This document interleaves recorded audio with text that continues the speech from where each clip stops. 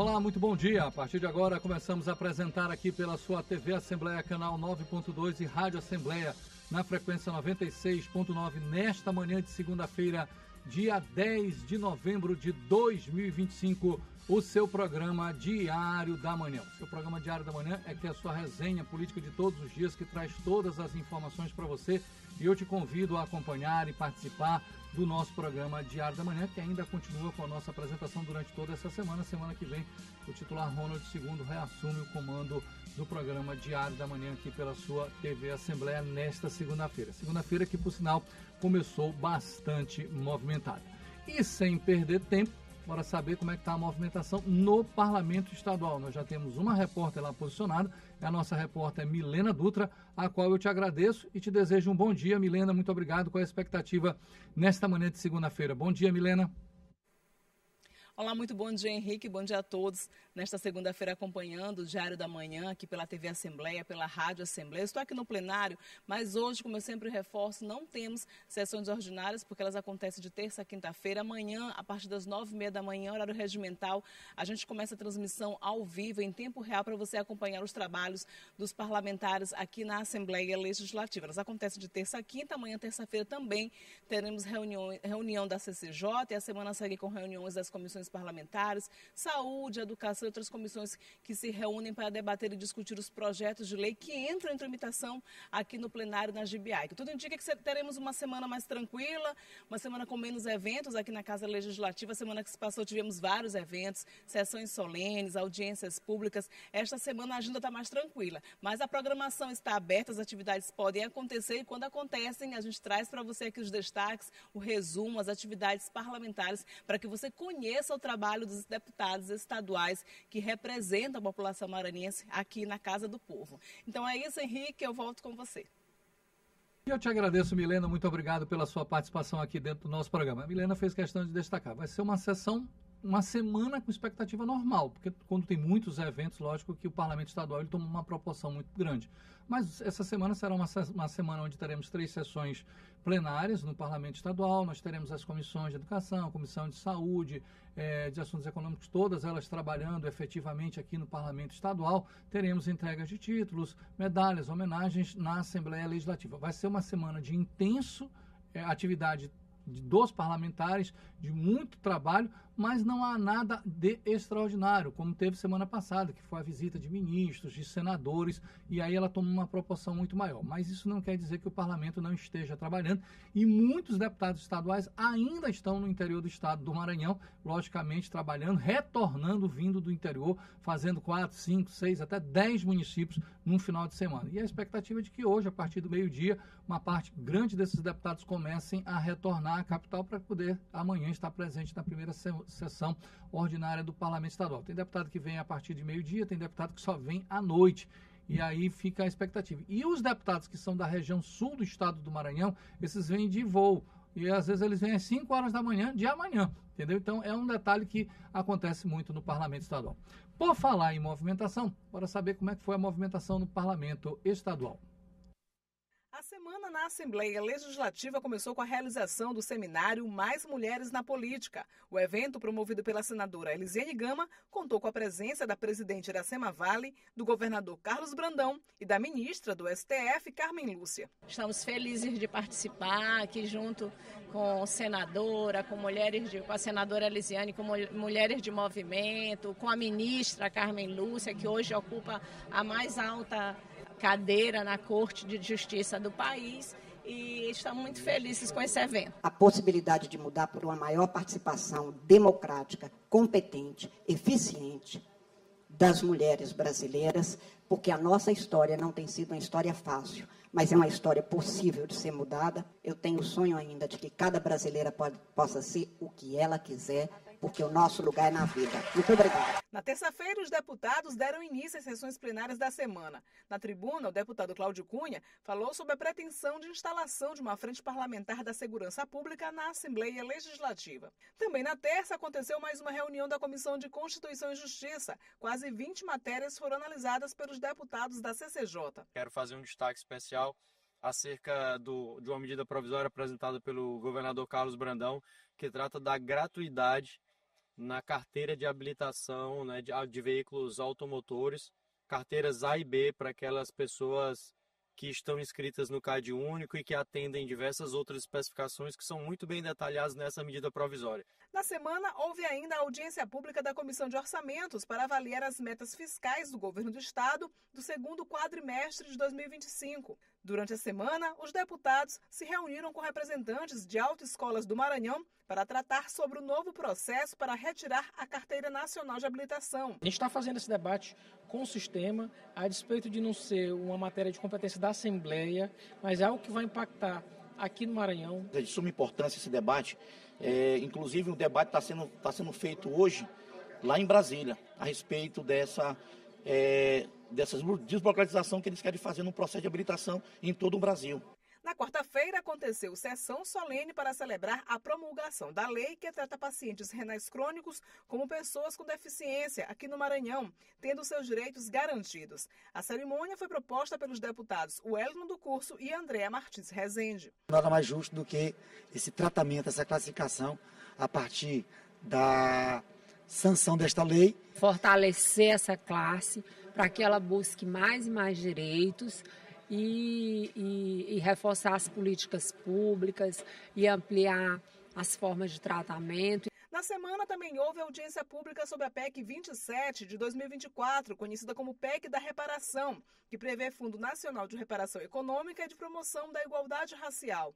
Com o apoio do Congresso, esse mês nós queremos aprovar essa PEC. A importância dessa comissão é ouvir a sociedade, em que esse fundo deve ser investido para tirar os nossos irmãos negros da linha da pobreza.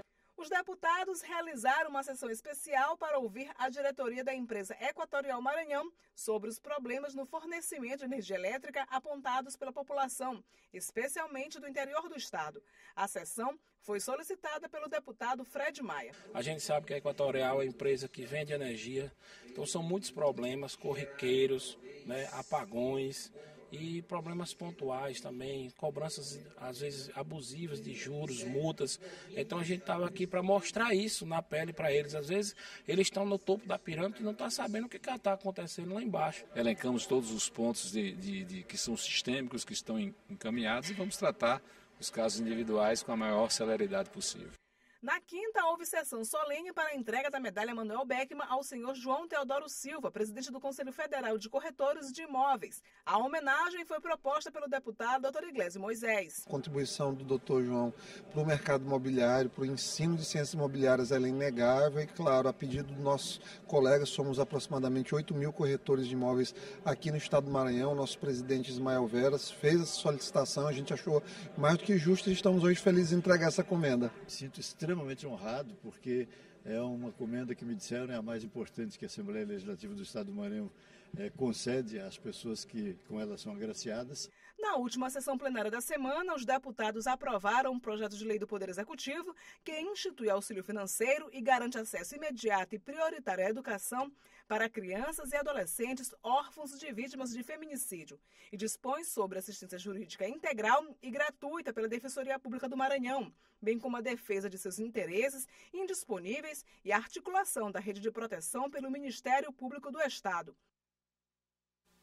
Bom, agora vocês estão entendendo porque agora há pouco a repórter Milena Dutra, quando participou, disse que essa semana seria uma semana bem calma, bem mais tranquila dentro do Parlamento Estadual, baseado mais nas sessões, nas comissões, porque é uma prática que acontece. Porque a semana passada foi uma semana cheia, uma semana de muitas homenagens, uma semana de muitas sessões especiais, uma semana onde os parlamentares tiveram uma atuação gigantesca dentro do Parlamento Estadual. Mas essa é a rotina do Parlamento Estadual. O Parlamento Estadual está aqui para isso, para reconhecer o trabalho, como teve sessão solene feita pelo deputado Dr. Iglesias, para fazer uma sessão especial, como foi feita pelo deputado Fred Maia, onde na oportunidade foram feitas cobranças para a Equatorial. Isso daqui é o mecanismo, é a posição que o Parlamento Estadual tem. Os deputados estaduais são os nossos representantes. Alguém pode me perguntar, Henrique, mas eu votei para um deputado X. Sim, mas ele é teu deputado e deputado de outros, todos os maranhenses, porque ele está eleito. Ele aqui é o nosso representante. Aqui ele traz as nossas demandas. Quando você traz uma solicitação da Equatorial, você traz o problema de todo o estado do Maranhão. E eu não votei nesse deputado. mas ele está me representando. É para você ter uma dimensão de qual é e como é importante a atuação de um parlamentar. Vamos dar prosseguimento ao nosso programa Diário da Manhã. Vamos à nossa entrevista do dia.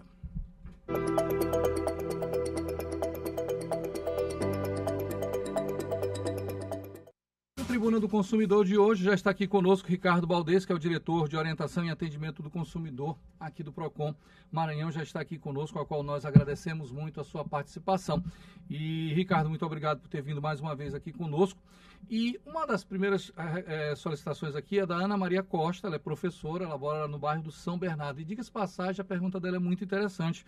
Existem taxas indevidas no cartão de crédito e nas contas bancárias. O que o Procon pode fazer? E aí a gente vem, na hora, quando você vai pagar, você tem que pagar aquela, principalmente conta corrente, você paga a taxa de manutenção daquela conta, aí vem cesta básica, taxa de não sei o que, é tanta taxa que quando você se espanta, consome um percentual significativo do teu salário para só manter aquela conta corrente de um banco. Ainda existe, quando você tem cartão de crédito, então aí um verdadeiro festival de taxas que eles terminam colocando. O que a pessoa pode fazer e o que o Procon pode ajudar a orientar? Ricardo, muito obrigado, bom dia, prazer imenso falar com você. Bom dia. Bom dia a todos, Henrique e todos os telespectadores. Olha, nesse caso, a Ana Maria que fez essa pergunta, essa é uma pergunta que ela é costumeira, né? Acontece muito dentro de todos os ambientes familiares.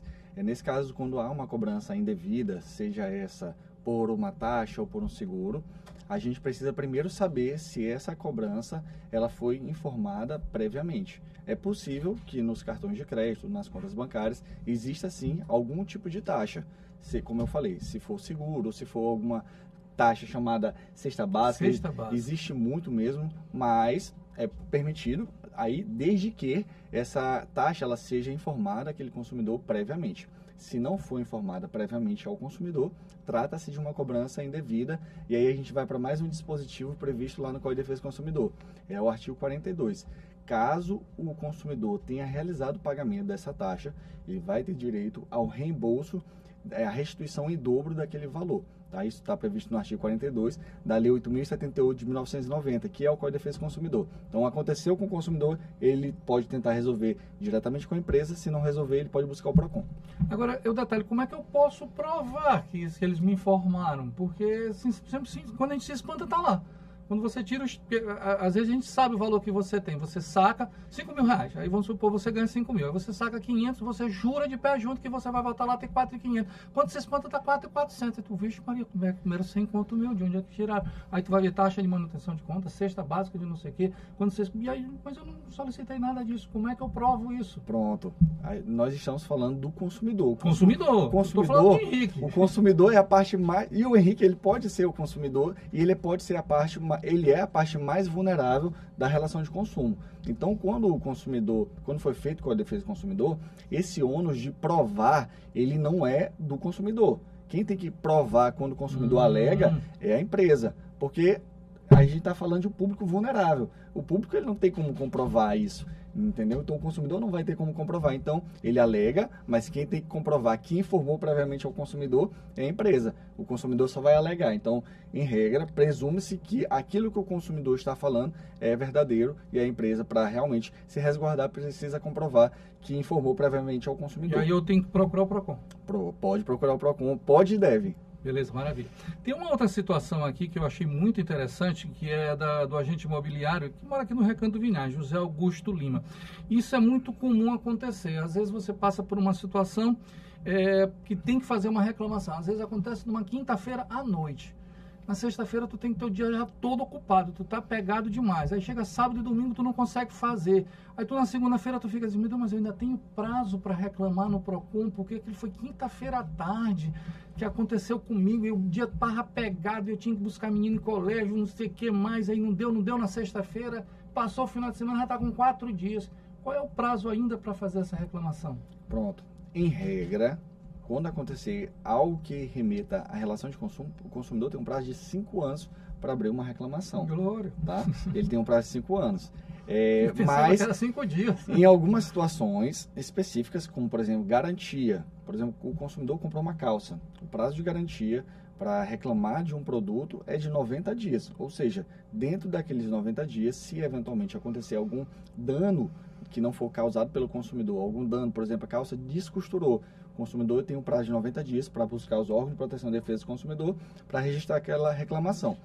Mas se ele não conseguir ir presencialmente na unidade, aqui no estado do Maranhão, inclusive o PROCON, ele está dentro dos shoppings, exatamente para ter aqueles horários diferenciados. A gente funciona até as 10 horas da noite, horário de shopping. Mas se ele não quiser nem ir diretamente àquela unidade, ele pode pegar o celular dele, ele pode inclusive escolher se ele quer formalizar pelo site ou se ele quiser formalizar pelo aplicativo. Ele registra a reclamação dele, que vai ser assegurado o direito dele a garantir o conserto daquele produto ou algum outro direito que ele esteja pleiteando. Eu sou consumidor igual a qualquer outro cidadão e eu gosto de me colocar na posição do Zé Augusto. E aí, muitas das vezes, ele não quer ir para o PROCON. Não, eu vou direto na loja. Quando você vai comprar, você é doutor, você é um cara bacana, você é um cara lindo, todo mundo te atende. Mas na hora que você vai solicitar uma cara feia danada, zangado, joga para um lado, joga para outro. Quando você liga, ninguém te atende, bota para dormir, daqui a pouco fica lá ouvindo aquela musiquinha. É melhor ir na empresa ou já ir direto no PROCON? Bom, o consumidor, nós orientamos que o consumidor ele possa ir diretamente à empresa, até porque nós vamos ter a justificativa de que a empresa não conseguiu resolver. Teve a negativa da empresa, aí a gente pode entrar com essa reclamação. Agora, se o consumidor quiser ir diretamente no PROCON, ele pode ir lá, que a gente vai receber ele e a gente vai abrir essa reclamação. Não é obrigatório ele primeiro resolver na empresa. Ele pode ir logo ao PROCON se quiser. Alguns consumidores até preferem fazer isso porque não confia na empresa, confia no PROCON. Então pode ir lá que a gente vai garantir o direito do consumidor. Bom, eu vou fazer mais uma pergunta aqui da Cristina Agnes Silva, ela é estudante da Vila Luizão e, por sinal, a pergunta dela é muito interessante também. Ela faz uma compra e aí cancela por descumprimento e quando se espanta o nome está negativado. Rapaz, isso é um baque. Isso é um baque, é terrível quando você se espanta, não, está negativado. Aquilo é um susto, ser humano, porque teu nome é a única coisa que tu tem, é o valor que tu tem na tua vida, aquele CPF que tu preserva com unhas e dentes e tu passa por um desgosto desse terrível, uma humilhação dessa que eu considero. Você vê teu nome negativado ali se você está até certo. Eu estou me colocando na pele de consumidor mesmo, literalmente. Quando eu faço essas perguntas aqui, eu vejo e vi já pessoas vivendo.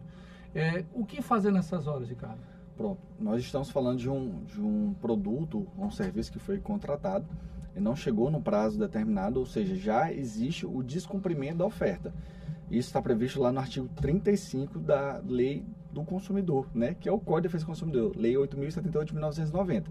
Então, quando isso acontece, o descumprimento da oferta, o consumidor ele tem 3 alternativas. Ela já optou pela alternativa que é rescindir o contrato, ou seja, cancelar e solicitar o reembolso. Mas esse reembolso ele precisa ser, primeiro, imediato. Se não houve esse reembolso imediato, ela já pode buscar o PROCON para formalizar essa reclamação.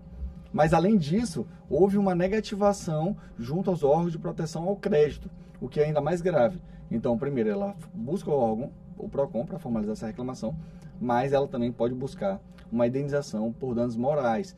Por quê? Porque quando há uma negativação e ela é indevida, o Superior Tribunal de Justiça já pacificou o entendimento que é direito do consumidor ser indenizado. Então, ela pode buscar ou um juizado especial para garantir essa ação judicial ou buscar um advogado para garantir também entrar com essa ação e buscar essa indenização. É muito comum o consumidor desconfiar, o consumidor não acreditar e também tem aquela máxima, isso vai levar uma eternidade, eu não, e desiste. Qual o conselho que o senhor dá ao consumidor, que isso já virou até uma máxima mesmo, né? O consumidor termina desistindo pela morosidade, pela lentidão, por desconhecer casos que já tenham tido indenizações. Isso é só lenda, essa história de indenização, isso eu nunca vi. Aí, o que o senhor diz ao consumidor que ainda tem essa visão que é colocado dentro da sociedade? Pronto, esse é um papel muito importante, inclusive para os órgãos de acesso à justiça, como o PROCON.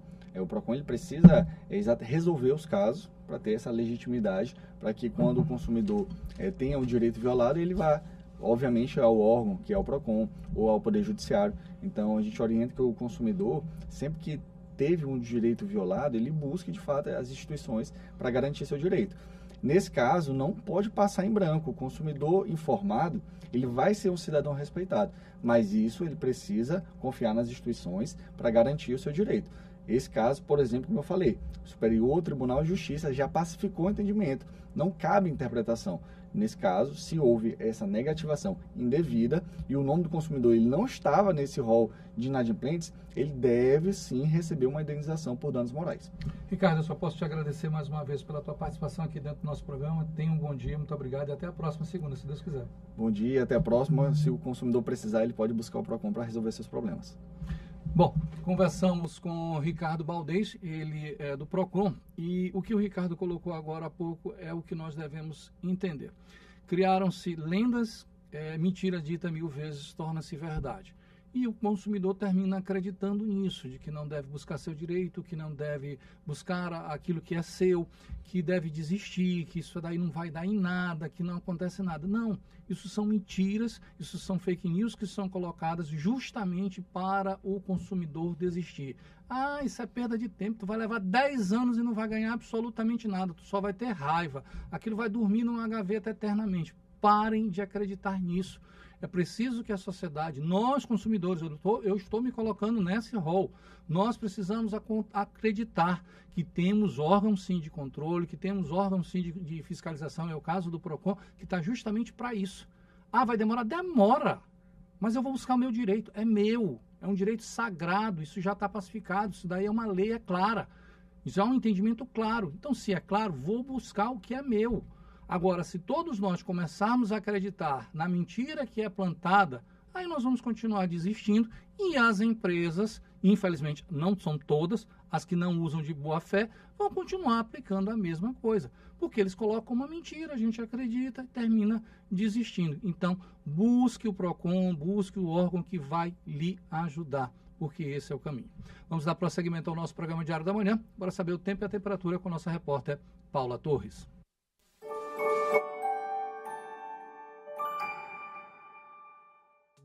Oi, muito bom dia para você e para todo mundo que nos acompanha aqui no Diário da Manhã. Vamos ver como o tempo se comporta nesse comecinho de semana aqui no Maranhão. Assim você já sai de casa preparado, sem surpresas pelo caminho.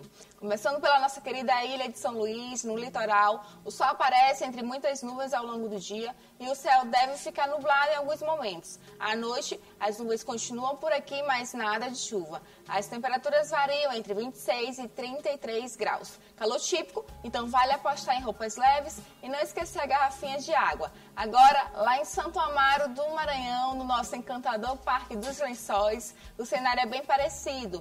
Sol com muitas nuvens durante o dia e períodos de céu nublado. À noite, o tempo fica mais aberto, com poucas nuvens. Os termômetros variam entre 25 e 30 graus. É um dia bom para aproveitar a paisagem, mas sem esquecer o protetor solar. E se a gente for para o interior do estado, em Mata Roma, o sol também marca presença, mas com muitas nuvens à tarde. À noite, o céu segue nublado, só que sem chuva. Mínima de 25 graus e máxima de 35 graus. Calor forte, típico do interior maranhense. Então é isso, segunda-feira de tempo firme e calor em boa parte do Maranhão. Daqui a pouquinho eu volto na F1 com mais detalhes para você.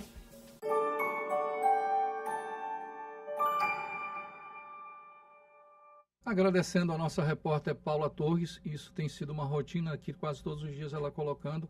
A mínima, ela já amanhece alta, em média de 23 a 25 graus. Imagine que a mínima nossa ela já amanhece com 23 graus.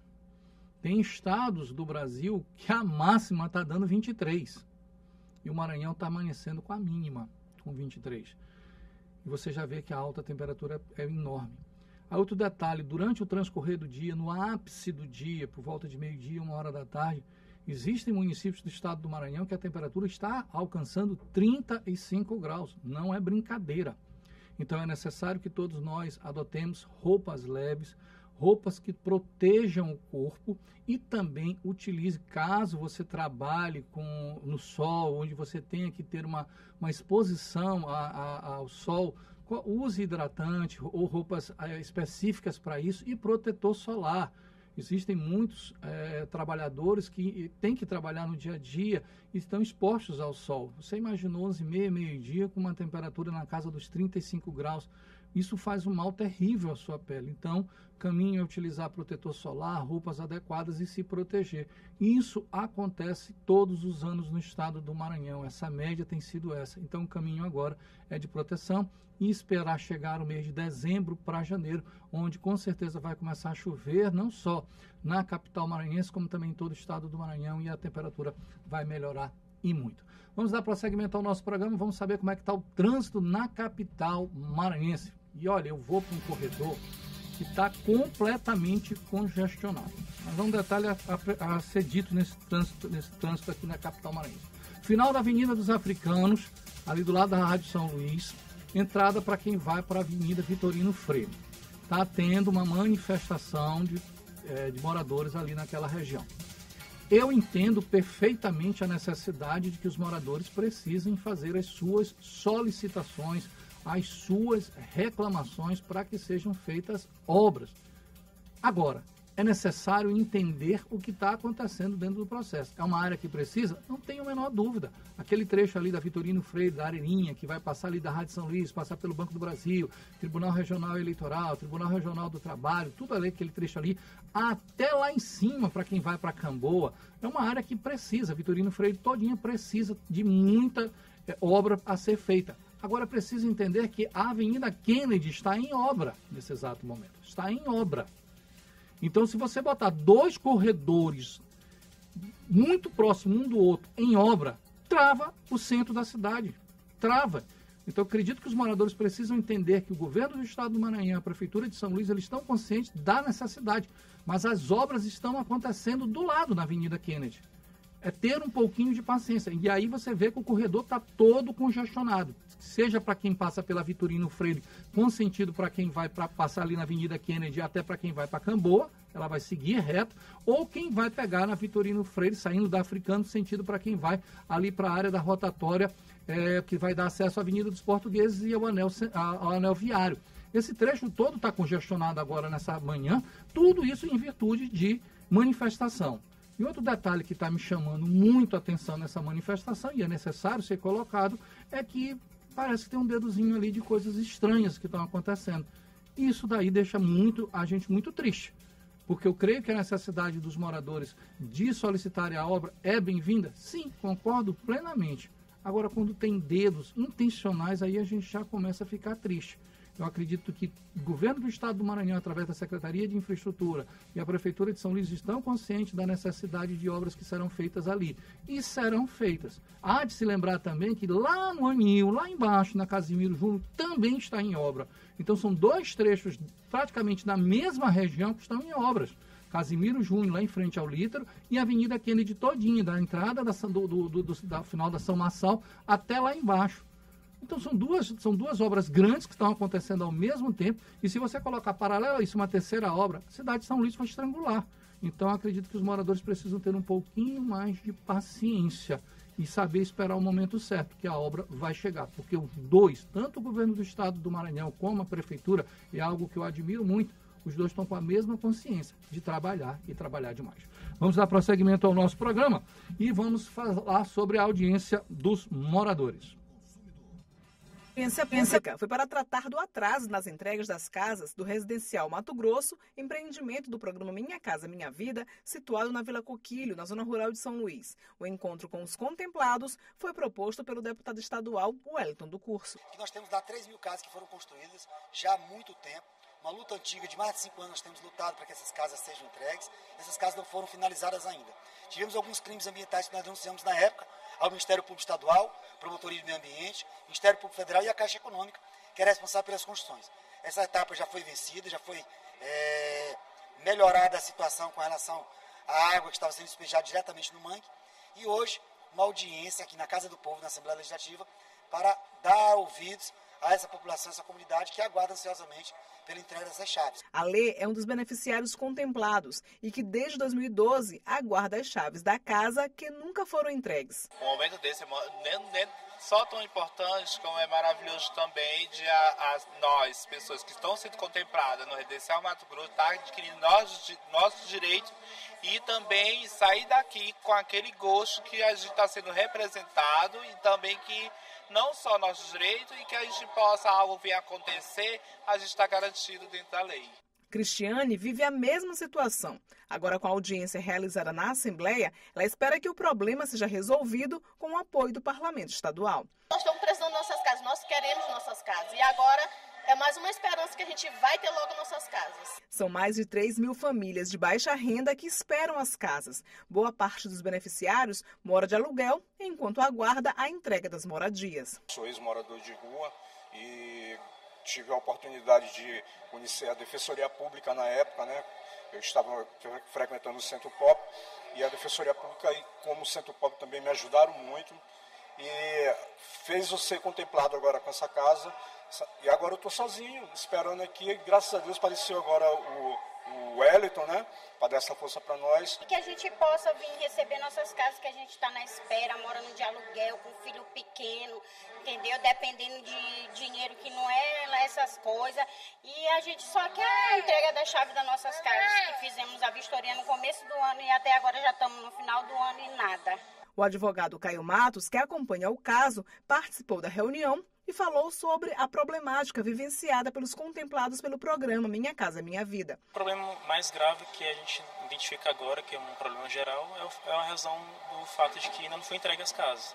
Esse é um problema que continua.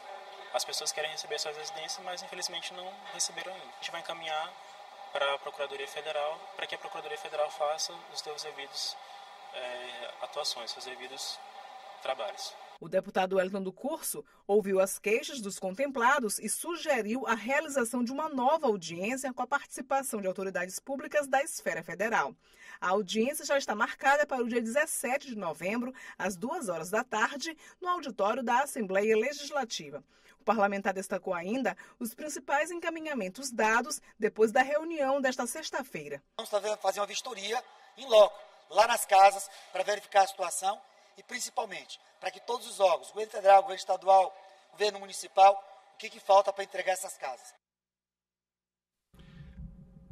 Mais uma vez eu repito para vocês, aí está o papel do parlamento estadual, está aí a função dos deputados estaduais, está aí a função do poder legislativo estadual. Muitas das vezes a gente acredita que o poder legislativo é só um órgão de legislar.